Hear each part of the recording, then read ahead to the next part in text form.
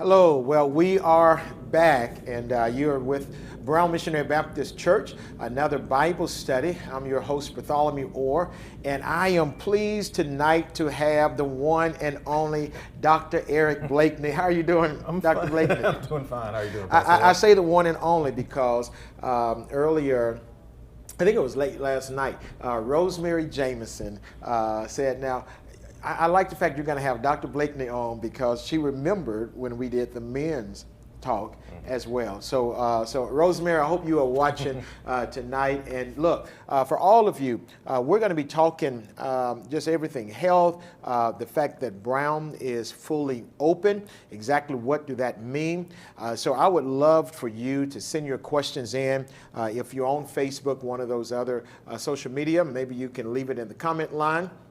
Now, people can grab it and send it over to me, or you can text it to 901-616-1258. But we're going to pray, and then we'll get started. Father God, we do thank you for this opportunity of just being able to study your word. We thank you again for just life, God, for health, keeping us safe in the midst of this pandemic. And even as we discuss tonight, I pray that you will give us wisdom. For your word says that your people are destroyed from a lack of knowledge. And so give us that wisdom, knowledge, and understanding, and help us to make the best decisions that can, for the safety of your people and for the continuing growth of your kingdom and your church. In Jesus' name we pray, amen. Amen. All righty.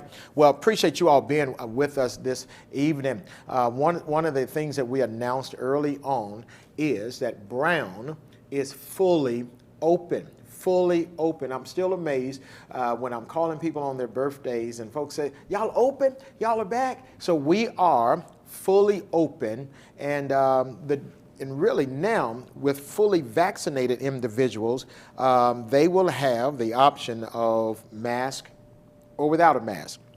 If you're fully vaccinated, I was in Walgreens, and the announcement came over the intercom. According to guidelines, fully vaccinated individuals are not required to wear masks, although they were still encouraging mask wearing. And that's one of the reasons why I'm here with Dr. Blakeney tonight, and I appreciate this. First of all, I want to bring y'all up to speed. I want to go back a whole year. Okay, let's rewind a little bit. Rewind a little bit. First of all, look, Dr. Blakeney and I, we go back a long Very way. long time.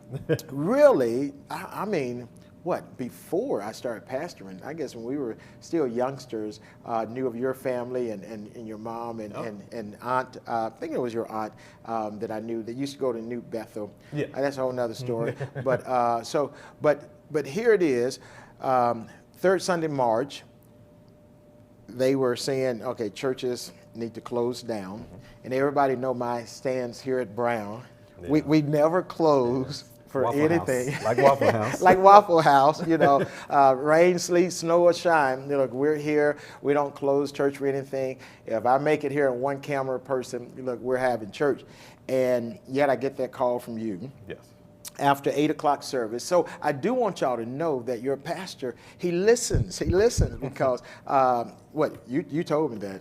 Yeah, Pastor, we need to shut it down. I mean, especially early on in the pandemic, there was so much uncertainty and just so much going on, and it's just, and of course, we're used to the church being open, snow on the ground, ice, but we just had to have that discussion, just to because this was something totally different. The world hasn't seen anything like this in 100 years, so.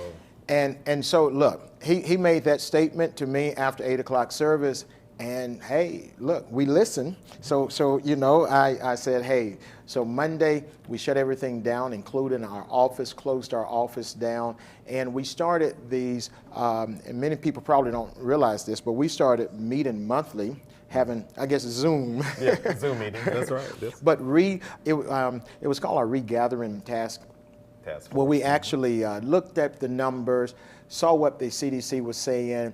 And as a result of that, made decisions whether to keep closed or open up and so forth. And early on, I know from Mississippi, churches started back meeting. Immediately, almost. Immediately, almost, and depending on the ethnic Now, background of the Yes. church, some churches went right to it, and a lot of that had to do with the CDC guidelines at that time. They weren't so clear cut like they are now. And so they left a lot open to churches, trying to keep separation of church and state, basically. And especially Mississippi, with our governor as well. Look, we were given the green light, and yet our numbers began to just reflect that for African Americans, it was not the case. The numbers were higher. Exactly. Death was higher. Hospitalizations, all of that. Now you saw a lot. I mean, you were on the front line. You saw a lot of this. Yes, I lost a number of my patients, took care of COVID patients in the hospital, and you know, especially those first months and towards winter, like November, December, a lot of people in the hospital, a lot of people who were ill, a lot of African Americans. So all of that went into our discussions on the task force, you know, and it again, you know, it was tough not saying, okay, let's go back to church, let's start up, because everybody you know, some people want to go to church, some people were a little bit cautious, but we know what a huge part this church plays in a lot of the lives of the members, and so we wanted the church to be available and open, but we had to do it in a safe and responsible way, and so it was a meeting of the minds monthly to try to make that decision. And so that's the reason why, as a result, we stayed closed till October, started back in October, slowly opening back up, still with a lot of restrictions, mask wearing mandatory, social distancing mandatory, because safety is a priority. Yes. And I appreciate, many of you all know I've always joked about it, because especially at 8 o'clock, you and Tanella come to 8 o'clock. I married you all. Yes, you did. Oh, my Yes, you goodness, did. all of those years ago. Yeah. But, you know, I always tell them, look, whenever my doctors come in, they get a front row seat. you make sure they are in the sanctuary, because if I go down, I want to make sure a team of doctors are right there with us. But I appreciate all of these doctors, you, Katina Mathena, Dr. William Phillips. I appreciate all that played a part in those regathering task force. And so it is because of CDC guidelines, and the world is opening back up. Well, the country is opening back up. Yes, yes. The government and CDC is given the green light that fully vaccinated individuals. And I think that's the key right there. Exactly. Fully vaccinated Yes. individuals. Now, of course, in my role, I can't tell folks to go get vaccinated. And But so I forth. can. Yes, that's why I brought you on, Yes. because I wanted us to really focus on the fact that, you know, and I mentioned this on the call, I wanted this to be an education, because our people are destroyed for lack of knowledge. I walked in the grocery store today, and this is the majority of what I was seeing today. And I'm like, okay, people that are wearing masks are not wearing masks properly to protect themselves. But then are people taking advantage of everything that is out there in terms of vaccination? Talk about vaccinations.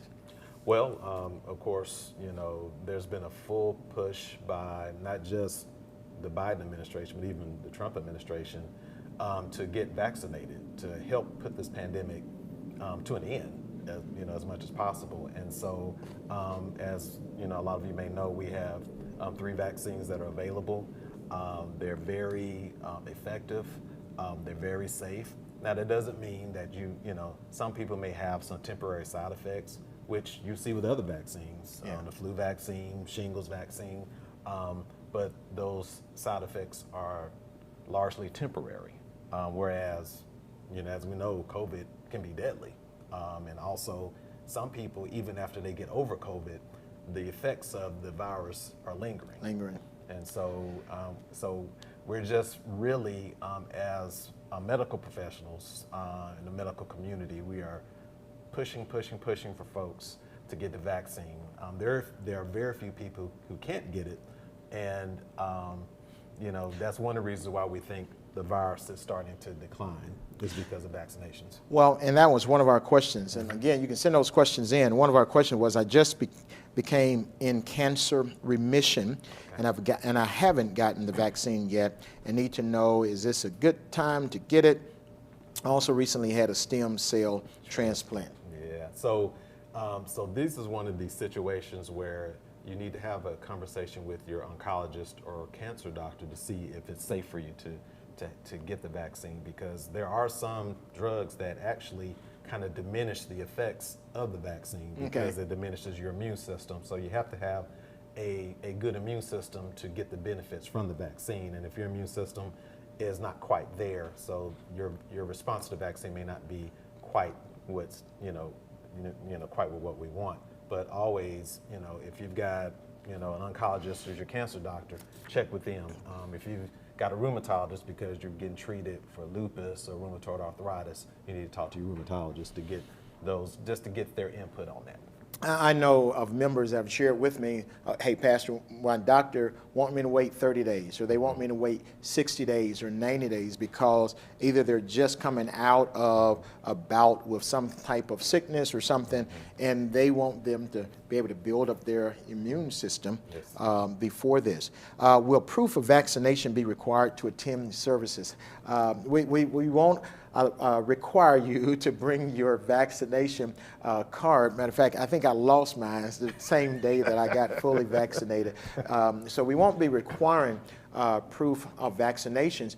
But, one of the things that, and again, this is according to CDC and all of the guidelines, it is the unvaccinated individuals that are at greater risk with what we're going through versus the fully vaccinated person. Exactly.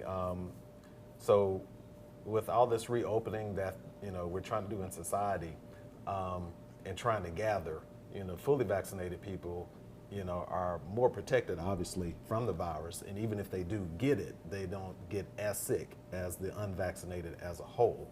And so all the cautions in the CDC guidelines are for the unvaccinated. The huge, the indoor gatherings, church services, sporting events, all of that. They're still recommending that those people wear masks. And look, I want to just echo and re-echo, and again, I want to affirm each one of us, because one of the things we're talking about is that everyone need to take personal responsibility for your own health, for your own safety, for your own well-being. Just last night, I was making a birthday call, and a member said, "You know what, Pastor, my son is not of the age where he can get vaccinated. As soon as he turns that age and get vaccinated, we'll be back at church." And I'm fine with that because of what we are offering online and the other offerings that we are having. I don't believe someone is going to miss out by just being virtual.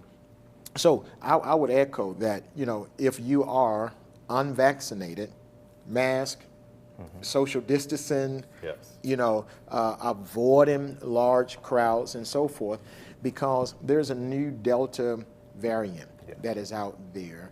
And, I'm hearing some say it's hype, some say it's not. It is. It's not hype because we're seeing in more and more parts of the country, it's becoming the more predominant variant or strain, mainly because it's more easily transmitted. And so that's the reason why it's getting passed, and that's why the numbers are increasing. I actually have a patient now with it. And so it's here, they're in Shelby County. So, the vaccines have been shown to be more protective of these more aggressive strains of the virus. And so that's all the more reason, if you're unvaccinated, we've got viruses that are more easily transmitted, can be more deadly, can, put you in the hospital potentially, cause you to lose your life. So it's just something else to consider. And to your point about the masking, and even if you are vaccinated, some people, even vaccinated, they may still not want to wear a mask. Right. And just because it goes back to, your personal responsibility for your health and who you have to go home to. Right. Because you still theoretically could carry the virus as a vaccinated person home to someone who's not vaccinated. And so true. You always have to keep all that in mind. So Rhonda, appreciate you watching us, Rhonda. And by the way, if y'all haven't hit that like button and share button, do it. Hey, get the word out there. But Rhonda asked, is it safe to unmask if you have underlying conditions? If you're vaccinated, you still can. Again, it goes back to what you're comfortable with because, Right. I mean, you don't have to not wear a mask because you're fully vaccinated. This is really just a push from the CDC to say, you know, we're trying to get America back to normal. And Whatever that new vaccinated sense of normalcy is. yeah, and the fully vaccinated people can, you know, go out and do these things without a mask if they so choose to, right? And And, so, you know, we hear the talk about this herd immunity, trying to get to this, you know, this certain percentage where whether vaccinated or those that have had it and survived it is at a point that can help, you know, I guess boost the overall numbers coming down on this disease. yes, yes. But I don't think we haven't reached that. And so part of the issue is there are a lot of states and a lot of areas that have very low vaccination rates. So the herd immunity is not just the northeast part of the country or, Right. you know, It needs to be. it needs to be all of us. And so if you've got states that only have vaccination rates in the 20s, Yeah. and, you know, we're trying to get 50 or more, it's going to be hard for the country as a whole to get there. And Okay. and what we're concerned is that you're going to have areas of the country where you're going to have low rates of the virus, but then you're going to have these peaks Pockets of in the other Delta variant. Yeah. Darlene asked the question, which type of mask is more effective? So usually, you know, for the layperson, you know, Uh-huh. if you're just, mainly these surgical masks, these Okay. medical grade masks, because even before the virus, you know, we were trying not to get bodily fluids on us, like whether it was surgery or if you were, you know, doing a procedure. So these are usually better than the cloth masks that, you know, may have your sorority or, you know, your church, but all masks are good. Don't get me wrong. There's just some are a little bit better. Of course, the N95s are even better, but it's kind of hard to walk around all day. Although I've seen some people do it. It's kind of hard to walk around all day with an N95, but Okay. that was going to protect you the most.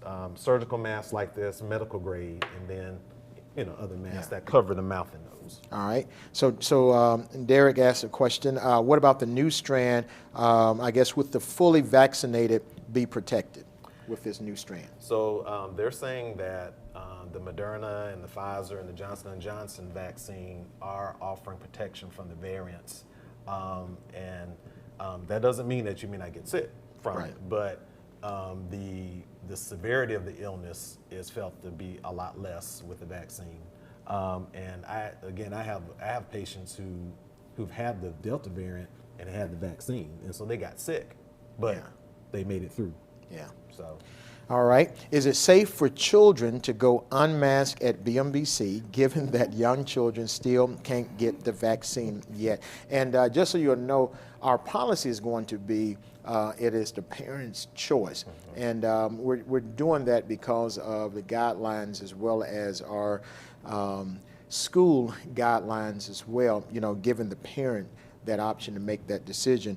But in your medical opinion. Well, and so in terms of kids, we know that they have a lower risk of getting sick from the virus, but that doesn't mean they can't pass it along. And so to Pastor Orr's point, you know, if you've got children, but you also have people at Elderly. home who've got, you know, comorbidities, vaccinated or unvaccinated, it's just things you have to take under consideration. And y'all, you know, and HIPAA, you know, won't let us just talk specifics, but I can tell you that even as a pastor, in preaching COVID funerals last year, and I preached a number of COVID funerals, we lost a number of members as well. Look, one of the things that we kept seeing kind of over and over again is someone at home, especially bedridden, or they're not getting out at all, and yet they came down with COVID and died. And we've had situations where multiple people in that household, unfortunately, passed away. So when it comes to underlying conditions, when it comes to protecting those that are at home, I think we have to, again, Yes. you're responsible not only for yourself, but you're responsible for your family. And, you know, that was one of the reasons why I was on the fence about vaccinations, but that was one of the reasons why I went on and said, you know what, I need to get vaccinated. Yes. I'm out here around so many different people, Exactly. and I didn't want to risk taking something home back to Valerie. And so, will we need to get the vaccine annually? So that's the question. The jury is still out on that because the individual manufacturers are trying to determine what type of booster may be needed for their vaccines and the schedule. So it may be it's a good chance it may be yearly like the flu, that we may have to get a booster Shot. Yep. And I might try to see if I can run through some of these. Will services remain only at the South Campus beginning July 1? So, good question. For the month of July, all services will continue at the South Campus. Beginning August 1, which so happens to be the first Sunday in August, we'll resume back to our regular scheduled worship times and campuses. So Saturday night, 6 p.m. and Sunday morning, 8 o'clock at our main campus on 980 State Line Road East, and then 11 o'clock here at the South Campus. We are upgrading our ventilation system. So they are, as we speak, they are upgrading our ventilation system to include all of this new technology to help destroy germs and remove toxins from the air. So we're excited about that. We're making that investment, again, because safety is a top priority for us. Why trust the honor system for mask wearing? Well, unfortunately, the society is trusting the honor system. I mean, you know, many of you are back in movies, you're back in grocery stores, you're back traveling, in all of those places. We don't know exactly what the next person is doing or has done, you know. And it's kind of hard. I don't think we're going to come across any state government that's going to require, especially for church, you know, because again, that separation of church and state. I don't think we're ever going to get a mandate from any governor that you're going to need a proof of vaccination to come in. You know, and you just have to trust that people are going to do right. Yeah. You know. Why are we going back to the main campus for services when we're still trying to somewhat social distance and the South Campus is so much bigger with more room to spread out? Great question. Here's what I tell people. Here at Brown, you have the choice of small, medium, and large. So most churches don't give you that option, but some folks like a small setting. And they don't like a lot of people. Saturday service is a great opportunity for you to come, be in a small setting, be able to spread out if you want to spread out as well. 8 o'clock is that mid-size, but there is 8 o'clockers love their space at 8 o'clock, and I appreciate people. You know, as many of us have our favorite restaurants we like to go to. I know I do. we have our favorite parks we like to walk in. And so I wanted to make sure that we give everybody that opportunity to return back to in-person worship in a setting that best fit them and their spiritual needs. And then for those who do want to social distance, who do want to continue to be spread out, we always have the 11 o'clock where we are in a much larger room. All righty. Let's see here. Will staff dealing with children be required to wear masks and social distancing? Again, when it comes to fully vaccinated individuals, they have that choice to wear a mask or not to wear a mask. And as it relates to children, I don't even think this was a question that we dealt with our regathering task force. And so we'll table that and come back. Yeah, because I know in some settings, the staff is still required to wear a mask around restaurants, children. Well, even in restaurants and so forth. So we're tabling that matter, and so now you know if your pastor don't know an answer, he's not just going to give you something. Can Dr. Blakeney explain how long scientists have been working on this vaccine and how it works in the body? Oh my goodness! Wow. Okay. I hope that's not a conspiracy question, but So, you know, a lot of the science that came with forming these vaccines came from vaccines for other viruses, like SARS, and there was a virus called MERS that were, out 10 years, well, 5 to 10 years before this outbreak. And so there was kind of already a foundation, and what scientists did were they kind of piggybacked on that to say, okay, well, we know this type of vaccine or this type of science works for this virus and is similar, to COVID. So let's try this, and it worked. Not only did it work, but there was a full between the government and the pharmaceutical companies to just focus their efforts on trying to get a vaccine because of the impact it was having on the world. And so basically what these vaccines do is that they produce a response in your body similar to a component of the virus. So basically your immune system responds to the vaccine, and it develops an antibody to a particular part of the virus. And so now how that immune response is made just depends on the vaccine. And so you've got the two mRNA vaccines by Pfizer and Moderna, and then the Johnson & Johnson is an adenovirus vector type vaccine, and does a little bit differently, but they all just elicit an immune response without getting a person sick from the actual virus. And I've been told that this whole new technology was the wave that vaccines were coming going anyway. Yeah. And to be honest, there are even more vaccines with different mechanisms that are being developed across the world. So we haven't seen the end of more vaccines coming into play. So. Yeah. Great. Will social distancing still be enforced as we fully open up? So what we're going to do here at the South Campus, and we appreciate the fact that we do have the space to do this, and that is we've actually put two sections that actually will still be social distance and mask required. So, for those who, still want to, maintain that social distance, want to wear your mask, and there will be a section in our sanctuary just for you, but otherwise the ropes are coming down, and especially at the main campus, so that we can be able to seat people. But I don't believe coming in, I still think people taking on personal responsibility.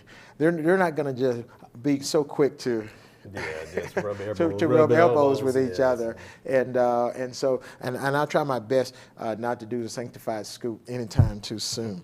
But look, I appreciate you asking the questions. I appreciate Dr. Blakeney coming in as well. Baby dedication is resuming, and so we're excited about that. And so we're fully open. Fully vaccinated individuals will have the option of whether or not they want to wear masks. So masks will not be required for those that are fully vaccinated. And as we get back to our regular routine activities, this is across the board, and coming August, we actually will go back to the main campus and the South Campus in terms of our worship services. Well, look, I want you to join us this weekend. I know y'all are planning all of these 4th of July activities. Come to church. And before you start that barbecuing, I'm looking forward to preaching this weekend, and looking forward to you being present with us. We're excited about all that will take place. Right now, July, all activities, worship activities here at the South Campus, 7200 Swinney Road. So thank you, Dr. Blakeney, for coming. Thank you for joining us. See you this weekend.